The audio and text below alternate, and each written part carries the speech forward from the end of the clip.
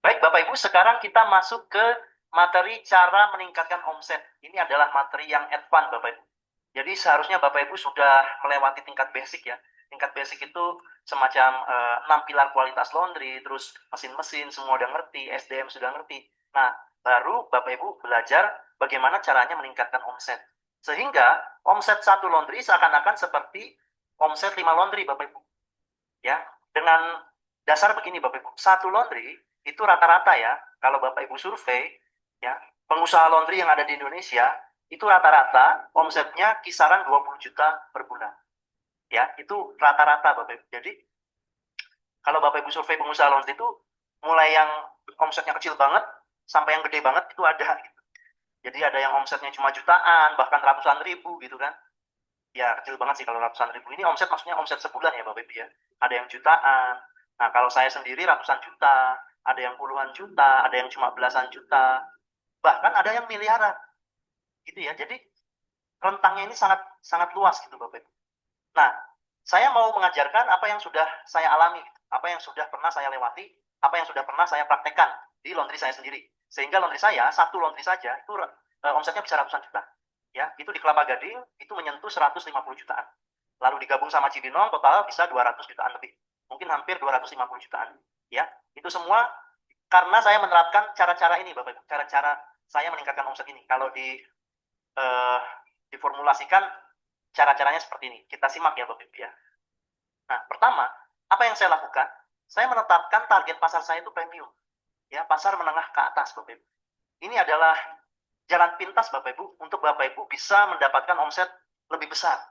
Jadi daripada kita berjibaku ngurusin pasar menengah ke bawah, yang mana cuma bayar 6.000 per kilo, paling mentok tuh 7.000 per kilo, rata-rata 5.000 per kilo.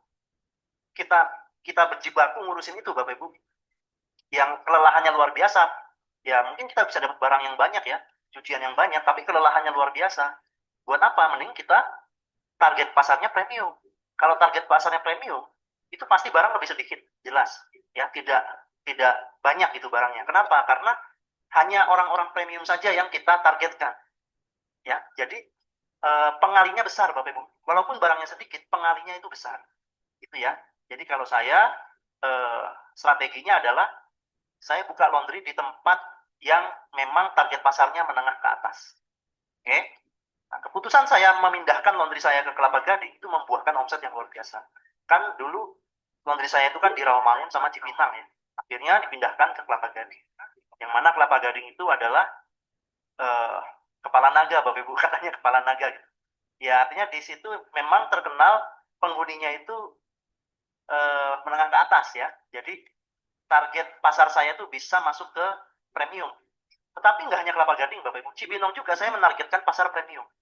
Jadi dimanapun sebenarnya ada pasar premium Bapak Ibu. Di pelosok manapun itu sebenarnya ada pasar premium.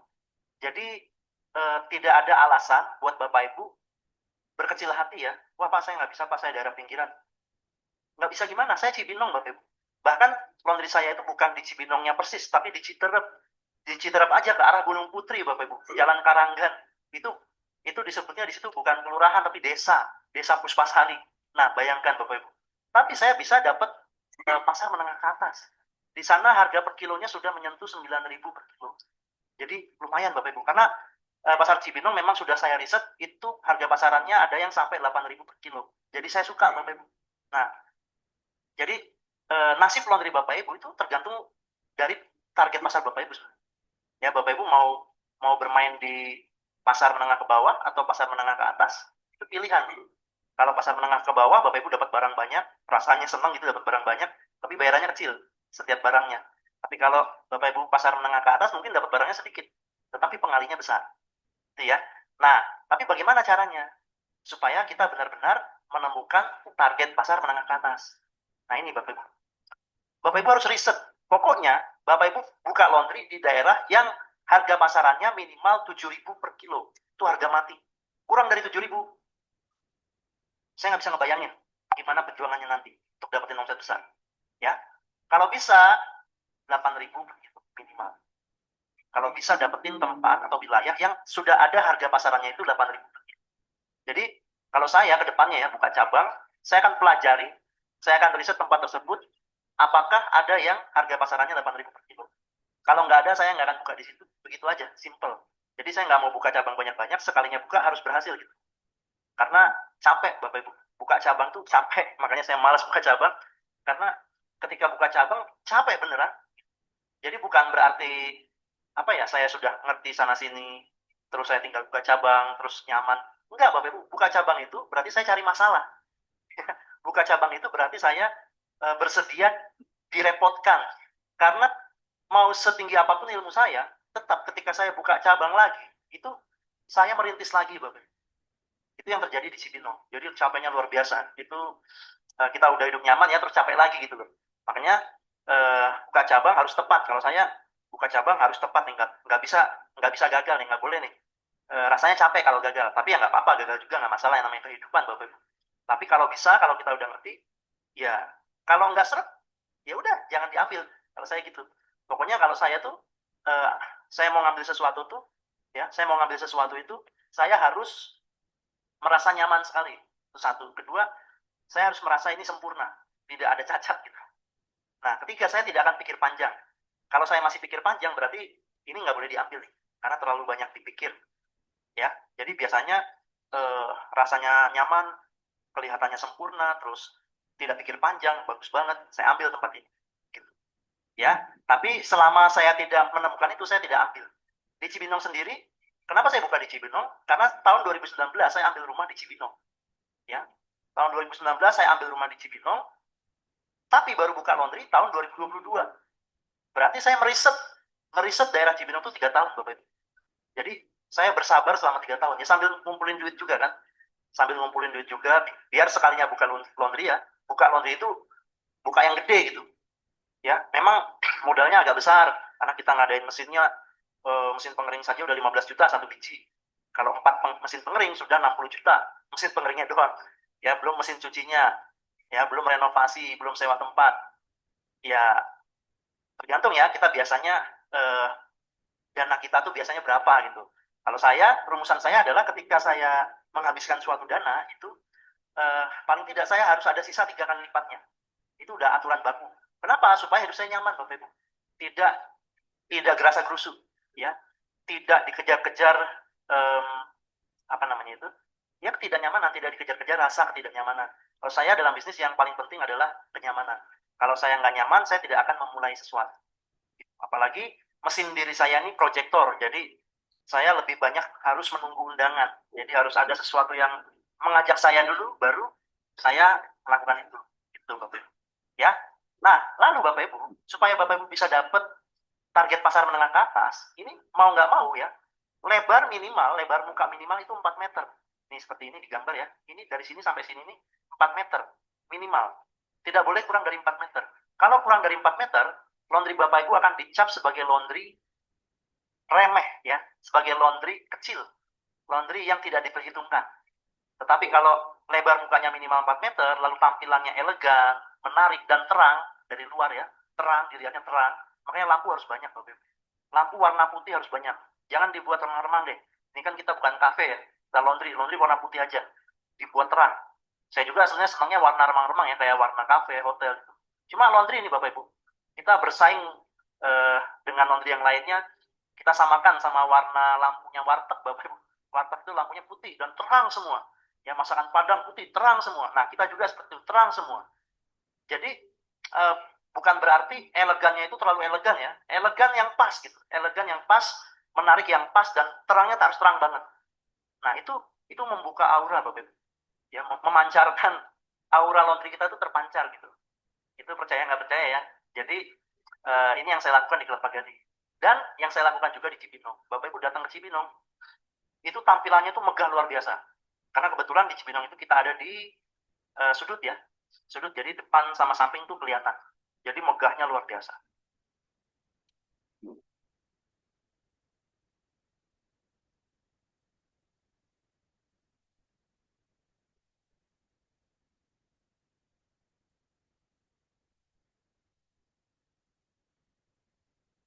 Oke, sekarang kita lanjut. Nah, Bapak Ibu, yang berikutnya adalah kita harus menaikkan harga laundry kita setiap tahun. Itu wajib Bapak Ibu. Kalau Bapak Ibu mau omsetnya besar, harga laundry harus dinaikkan setiap tahun. Ya, saya selalu menaikkan harga laundry kiloan saya setiap tahunnya. Kalau laundry satuan nggak apa-apa, kita jarang-jarang naiknya. Tapi kiloan wajib naik setiap tahun, Bapak Ibu. Wajib naik setiap tahun. Pak, gimana Pak kalau naik terus nanti customernya pada kabur loh. Nanti sepi laundrynya gimana? Nah, ini Bapak Ibu. Jika harga laundry Anda tinggi, maka otomatis omset Anda juga akan membesar. Asalkan permintaan customer tidak berkurang jauh. Nah, ini yang Bapak Ibu takutkan kan? Eh, kan sebenarnya gini, harga kalau makin tinggi kan otomatis permintaan turun ya. Karena banyak orang yang merasa keberatan gitu. Ada beberapa orang yang merasa keberatan harga tinggi. Tetapi Bapak Ibu perlu ingat pengalinya juga besar, ya. Asalkan permintaan customer tidak berkurang jauh, boleh turun tapi tidak turun jauh. Nah, nanti saya akan jelaskan bagaimana caranya supaya kita naikin harga laundry, tetapi customer tidak ada yang kabur. Atau kalaupun kabur, sedikit doang yang kabur. Ya, ini adalah tantangan kita, Bapak Ibu. Apakah laundry kita berada di hati customer atau tidak? Ya, caranya gimana? Nah, saya akan langsung jelaskan, Bapak Ibu. Ini dia caranya. Jangan pernah pajang harga di laundry kita. Tidak boleh pajang harga di laundry kita. Ya, mau di poster, di tembok, di meja kasir, tidak boleh ada yang namanya harga yang terpajang. Kenapa? Jika ada harga yang terpajang, ya, maka nominal harga tersebut akan terus menancap di pikiran bawah sadar customer. Sehingga apa? Sehingga kelak ketika kita mau menaikkan harga, itu akan sangat sulit, Bapak. Kenapa? Ya karena customer terngiang-ngiang terus harga sebelumnya. Kalau tiba-tiba diganti harganya, wah, terjadi pemberontakan di pikiran bawah sadarnya dia. Ya, akhirnya customer tersebut malah apa namanya itu ya, tersentak psikologisnya. Wah, kok naik sih? Wah, kok naik sih? Tapi kalau kita nggak pajang harga, yakin deh, orang itu nggak akan nggak terlalu apa namanya memusingkan kenaikan harga, Bapak Ibu. Jadi yang saya pelajari ya, ada orang yang nggak gitu ya, wah kok naik. Tapi ya udah habis itu begitu aja. Beda dengan kita dipajang harga, kok naik. Lalu di sini ngebatin terus gitu. Tapi kalau kita nggak pajang harga, kok naik? Nah, dia nggak ngebatin, ya udah gitu aja. Kan dia nggak terbiasa melihat harga, Bapak Ibu. Dan ini juga akan memfilter, Bapak Ibu, bahwa yang datang ke laundry kita memang hanya orang-orang yang tidak keberatan dengan harga, yang tidak fokusnya di harga, tetapi di kualitas. Itu terbukti, Bapak Ibu. Jadi, customer saya tuh menganggap laundry saya itu adalah laundry untuk barang-barang yang mahal gitu. Pernah saya lihat ada customer ya bawa tas yang brandnya laundry saya ya, tas Panbon itu brandnya laundry saya tapi datang ke laundry lain. Wah, saya kaget kan lah. Ini kok customer laundry kok datang ke laundry lain nih, laundry sebelah. Tanya sama manajer, Mbak Yanti itu kenapa kok ada customer kita datang ke laundry lain malah? Oh iya Pak, itu saya tahu Pak, si Bapak ini tuh dia laundry pakaian yang jelek-jelek taruh di situ Pak, yang pakaian mahal-mahal taruh tempat kita. Oh gitu, oh gitu ya. Nah terus tiba-tiba orang datang ke laundry saya. Ini Pak orangnya. Oh iya iya iya iya. Tuh kan dia datang ke sini bawa pakaian-pakaiannya juga. Nah jadi laundry saya itu udah terkenal ya karena harganya tinggi. Jadi tempat untuk naruh yang pakaian-pakaian mahalnya gitu. Nah, pakaian-pakaian yang murah atau sehari-hari mungkin ditaruh di laundry sebelah. Ya nggak ada masalah gitu. Itu berarti kita sudah melakukan yang namanya segmentasi pasar, Bapak. Jadi sudah tersegmen dengan baik gitu. Nggak ada masalah. Yang penting kan omsetnya besar, Bapak Ibu. Nah, lalu Bapak Ibu, supaya Bapak Ibu bisa naikin harga, Bapak Ibu harus memanfaatkan yang namanya momen libur Lebaran. Ini adalah satu-satunya momen sepanjang satu tahun ya. Hanya sekali Bapak Ibu harus manfaatkan. Pak, maksudnya apa momen libur Lebaran? Jadi kita naikin harga, yaitu ketika momen libur Lebaran. Kenapa? Karena ketika momen libur Lebaran, ya banyak orang memaklumi harga barang naik, ya harga bahan kebutuhan pokok naik itu dimaklumi, sehingga harga laundry naik pun juga dimaklumi. Apalagi ketika Lebaran banyak pembantu pulang kampung. Kedua, banyak laundry yang tutup, ya. Ketiga, kebutuhan apa namanya kebutuhan customer itu meningkat karena dia ganti bajunya banyak gitu, ya dia silaturahmi ke sana ke sana sini ganti bajunya banyak Bapak Ibu. Jadi meningkat permintaan jasa cuci itu meningkat Bapak Ibu. Nah itulah yang menyebabkan momen libur Lebaran adalah saat dimana laundry itu memanen, ya Jadi, tidak boleh libur lama-lama Bapak Ibu ketika momen libur lebaran. Kalau saya di Kelapa Gading hanya libur ketika hari hanya saja, yaitu 2 hari doang. Kalau di Cipinang, nah saya bilang kan SOP Kelapa Gading Cipinang berbeda. Kalau di Cipinang, liburnya 4 hari. Jadi sehari sebelum hari H, lalu hari H-nya 2 hari, dan sehari setelah hari H. Di Cipinang nggak bisa kita cuma 2 hari, harus 4 hari. Tapi di Kelapa Gading bisa 2 hari. Itu tergantung memang budaya dari karyawan setempat ya. Jadi kalau di Cipinang harus 4 hari, kalau di Kelapa Gading bisa 2 hari. Nah, liburnya pas hari H aja Bapak Ibu. Ya, boleh ambil 2 hari atau 4 hari lah, maksimal 4 hari. Jangan libur 2 minggu Bapak Ibu. Yang lain libur kita juga ikut libur. Jangan. Pak, kan kita juga karyawan butuh pulang kampung, silaturahmi, segala. Oke, gini Bapak Ibu. Karyawan, oke, kalau kita banyak duit kita silaturahmi. Tapi kalau karyawan masih butuh duit, seharusnya ayolah kita melayani masyarakat gitu. Masyarakat juga butuh bantuan. Masyarakat juga butuh jasa cuci Bapak Ibu. Jangan sampai kesempatan ini diambil sama laundry lain. Ya. Jadi ketika libur lebaran, Bapak Ibu sebisa mungkin, semaksimal mungkin masuk laundrynya buka ya. Karyawannya masuk, laundrynya buka. Kecuali hari H memang ya udah nggak apa-apa, Idul Fitri. Saatnya benar-benar silaturahmi, ya, merayakan hari kemenangan. Tapi setelah Idul Fitri ya sudah kita melayani masyarakat lagi Bapak Ibu. Jadi manfaatkanlah momen libur lebaran ini. Kalau saya strateginya begini. Kapan tepatnya naikin harga? Yaitu ketika laundry saya sudah membludak banget. Membludak itu kalau di atas 300 kilo dalam sehari. Jadi kalau masih di bawah 300 kilo, misalnya 200 sekian kilo ya, 250 kilo, itu masih bisa. Besok jangan naik dulu. Tapi ada satu hari langsung masuk 300 kilo, wah itu besoknya pasti kita naikin Rp1.000. Dan ketika naik itu sudah tidak boleh turun-turun lagi, jadi naik terus dia. Jadi misalnya dari 10.000 ke 11.000. Ya, ini laundry saya sekarang harganya 14.500.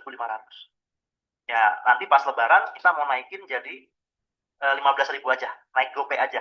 Karena kita pernah sekali naik 1.500, dari 12.000 ke 13.500, itu pernah dulu. Kenapa naiknya 1.500? Karena menghindari angka 13 Bapak Ibu. Angka sial ya. Ya di hotel aja nggak ada kan, lantai 13 tuh nggak ada. Ya udah di harga laundry juga samain aja. Walaupun iPhone berani ya, iPhone 13. Tapi kalau di laundry saya dari 12.000 naikin aja lah ke 13.500 biar angkanya rame gitu. Biar nggak 13 doang, 13.500. Nah, setelah itu naik lagi ke 14.500. Nah, ini sekarang 14.500, kita mau naikin lagi, GoPay aja supaya dapat angka cantik ya, angka 15, yaitu 15.000 kilo. Biasanya kalau angka simple Bapak Ibu itu lebih disukai banyak orang. Jadi angka simple itu menarik. Entah gimana ya, kalau saya memahaminya begitu. Oke? Nah, lalu Bapak Ibu, biar customer membayar mahal, jadi supaya laundry Bapak Ibu itu bisa dikatakan layak dihargai mahal, Bapak Ibu berlakukan semua layanan laundry kiloan itu menjadi ekspres. Jangan ada yang reguler. Ya, maksudnya Pak? Ya, jangan ada yang 3 hari selesai.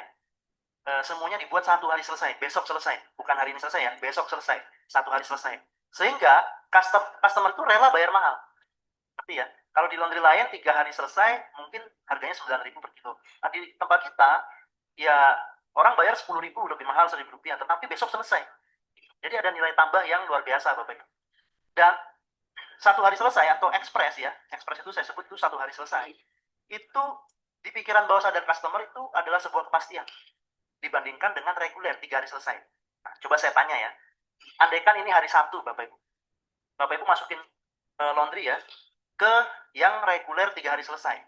Ini hari Sabtu. Kalau 3 hari selesai berarti selesainya hari apa? Ayo tebak hari apa? Mungkin ada yang bilang Senin, ada yang bilang Selasa, bahkan ada yang bilang Rabu Pak. Ya, kenapa Senin ya? Dihitungnya Sabtu, Minggu, Senin 3 hari. Ya, masukin hari Sabtu berarti ngitungnya Sabtu, Minggu, Senin. Tapi kan harusnya kan Sabtu ya, berarti loncat dulu Minggu, Senin, Selasa. Ya, ada yang bilang Selasa, beda-beda kan? Bahkan ada yang bilang hari Rabu. Pak, kita menghitungnya selalu hari kerja Pak, Senin, Selasa, Rabu berarti 3 hari. Jadi kalau weekend nggak dihitung. Nah, jadi begitu Bapak Ibu. 3 hari itu selesainya beda-beda gitu. Di pikiran bawah sadar customer itu beda-beda.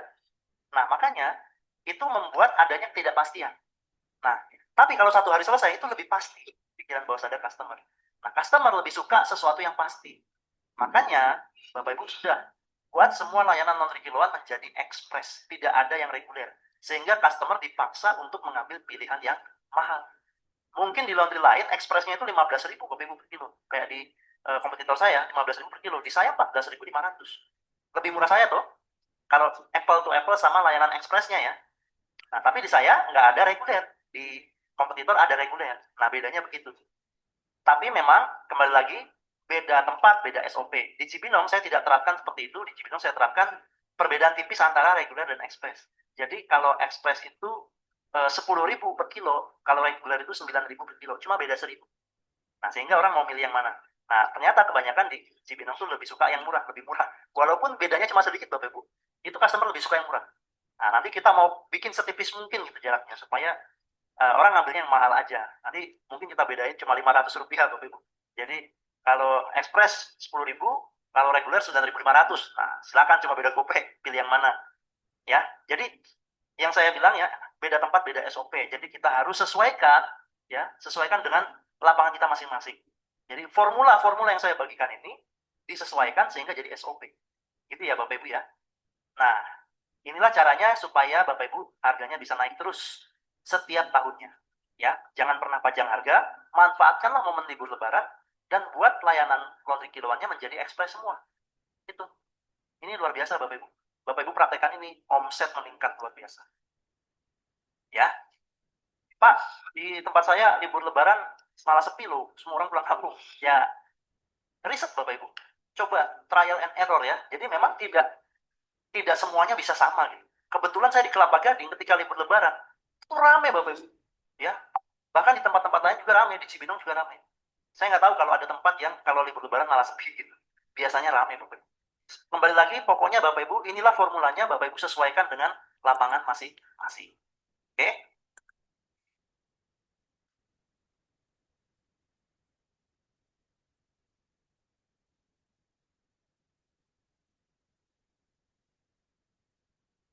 Nah, yang berikutnya Bapak Ibu, kita harus optimasi semua varian layanan laundry. Inilah yang membuat omset bengkak. Ya, tidak boleh cuma kiloan saja. Kalau cuma kiloan saja, Bapak Ibu cuma dapat maksimal 60%. 40% Bapak Ibu hilang, bayangkan. Ya, kalau harusnya Bapak Ibu dapat 100 juta, Bapak Ibu cuma dapat 60 juta. Nggak apa-apa sih Pak, 60 juta. Ya sayang Bapak Ibu, ada 40 juta, kenapa nggak diambil juga? Ya, sayang ya. Jadi Bapak Ibu harus bisa karpet nih, ya, cuci karpet, cuci stroller, cuci sofa, cuci spring bed, cuci sepatu, ya. Nih lihat nih, karpet sekali ada yang order tuh omsetnya bisa jutaan per customer, beneran.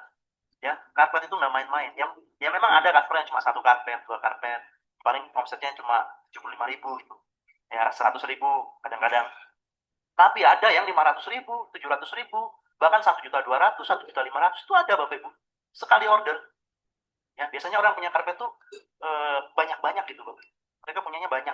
Nah, kalau stroller, satu stroller ya, itu omsetnya sama kayak nyuci 5 mobil Bapak Ibu. Bayangkan. Nyuci satu stroller, omsetnya sama seperti nyuci 5 mobil. Gila nggak? Ya, kalau gitu mendingan kita nyuci stroller aja Bapak Ibu daripada nyuci mobil setengah mati. Cuma memang permintaan mobil ya jelas lebih banyak daripada permintaan stroller Bapak Ibu. Tapi secara margin profit ya ini lebih gurih stroller Bapak Ibu. Ya, satu stroller itu orang bayar 250.000. HPP-nya itu nggak nyampe 50.000. Kalau Bapak Ibu nggak ngasih banyak bonus ya ke karyawan ya, itu HPP nggak nyampe 50.000.